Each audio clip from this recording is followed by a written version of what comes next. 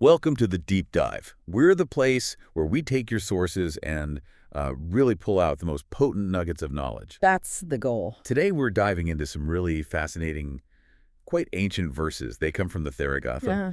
and specifically a section called 12 Dvādasa-nipāto, telling the story of an incredible figure named Uppalavaṇṇā. An amazing story, yes. So our mission, for this deep dive is to unpack the wisdom, maybe some surprising twists in the narrative, and definitely the inspiring insights in these old lines. Right. Get ready, because it's a story with, well, unexpected family stuff, extraordinary spiritual powers, and this unwavering defiance against temptation. It really covers a lot of ground. Yeah, it's not just history. For anyone familiar with journeys of profound change, it feels like a roadmap to, well, mastery. Absolutely. A powerful example. So the account kicks off with a really complex, almost unsettling scene. The verses state, both mother and daughter were rivals, co-wives. All right. Quite an opening. It is. It immediately sets a very intense personal backdrop, doesn't it? What context does that give us about Uppalavaṇṇā's past right off the bat? Well, according to the text, this specific situation for Uppalavaṇṇā, it triggered this astonishing, profound dismay. It wasn't just shock, it was like a fundamental spiritual crisis. It's presented as the crucible, the very point where her radical transformation was forged. So it wasn't just incidental background, it was the trigger. Exactly. It suggests that deep clarity often comes from our deepest discomforts. It shows how this very personal, almost scandalous past ignited her spiritual journey. And for you, the listener, it's maybe a reminder that acknowledging the, let's say, thorny truth about certain desires might be that crucial first step toward finding a different kind of peace. Like hitting rock bottom forces a change in direction. Precisely. Realizing you have to let go of what's pulling you down. And from that experience, she declares pretty vehemently, "Cursed be desires, which are impure, foul-smelling, full of thorns."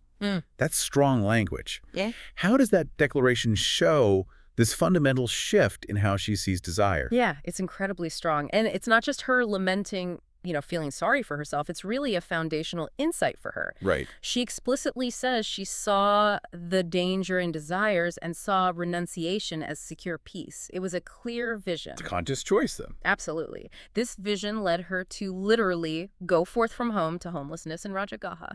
So it's not presented as an escape. It's a deliberate, informed choice aimed at liberation. That distinction feels important. It is. And the striking thing is how this deeply personal, maybe even scandalous past fueled such a profound spiritual path forward. Okay, so let's dig into this. After she renounces her old life, the verses describe these profound attainments. A result of that choice. She says, "I know past lives, has a purified divine eye, knowledge of others' minds, and a purified divine ear." Now, for listeners familiar with these ideas in a spiritual context, what's unique about her realization of these powers? Well, what's crucial here is that these are indeed 4 of what are called the 6 supernormal powers, the cha-abhinya. Okay, the Chabaniya. Yes. And the other 2 include her ability to perform psychic feats, which we'll get to, and critically, the knowledge of the destruction of all defilements. That's asafakayo. The ultimate goal. Exactly. Her stating that these are realized and that the Buddha's teaching is done, that signifies she's reached the end of the path. She's a fully liberated being, an arahant. And the text emphasizes this. Yes, the repetition really underscores her complete command, her mastery. Then the text gives this very specific, almost visual example of her power. She says she created a 4-sided chariot by psychic power just to worship the Buddha. How does a detail like that help us understand what psychic power meant in her journey? That's a great question. Her ability to manifest a chariot, it isn't just, a magic trick. Right. It serves more as a vivid metaphor for the practical impact of deep mental liberation. It shows the capacity to, in a sense, shape your reality once the mind is truly free. So it demonstrates her inner control. Precisely. It shows not just theoretical understanding, but a profound practical command over her own mind, these well-developed psychic powers. And while we might not develop these specific abilities, Uppalavaṇṇā's journey kind of asks us to consider what level of mastery over our own minds is actually possible. And how that mastery could translate into action in our lives. Exactly. How it could lead to tangible clarity and purpose. Okay, so now picture this scene the text paints. Uppalavaṇṇā is meditating alone at the root of a tree with fully blossoming branches. serene image. Very serene. And then Māra, the tempter, shows up. He tries to undermine her, asking something like, "You're alone. Aren't you afraid of rogues, foolish one?" Yeah, he's directly trying to plant seeds of fear and doubt. How should we understand Māra here? Is he like a literal demon, or...? Well, traditionally, Mara is often seen as the personification of internal obstacles. Things like desire, fear, death itself, distractions. Okay. So less an external being, more our own inner conflicts. He can represent both, but often he embodies those pervasive challenges to liberation. His attempts here is very specific. Make her doubt her safety, her solitude, make her afraid. But her response is, wow, just incredible. She declares, "Even if hundreds of thousands of such robes gathered, my hair would not stir nor tremble. What will you do to me, Māra, alone?" That is pure, fearless defiance, isn't it? It really is. And it strikes me how universal that temptation is, that voice of doubt, especially when we feel isolated. How does her defiance dismantle that common experience? Well, she doesn't just talk, she demonstrates her mastery to Mara. She says, "I can vanish," or "enter your belly," or "stand between your eyebrows. You will not see me standing." It's not arrogance, you know? It's a clear statement of her complete control over her own form, her perception. It basically renders Mara's threats totally impotent. It shows the practical result of her liberation again. Exactly. It's like saying, your weapons, your fear tactics, they have no effect on me anymore. And then she really cuts to the heart of it, addressing Mara's whole domain, his influence. Desires are like spears and stakes, a torment to the aggregates. Could you quickly explain aggregates for us? Sure.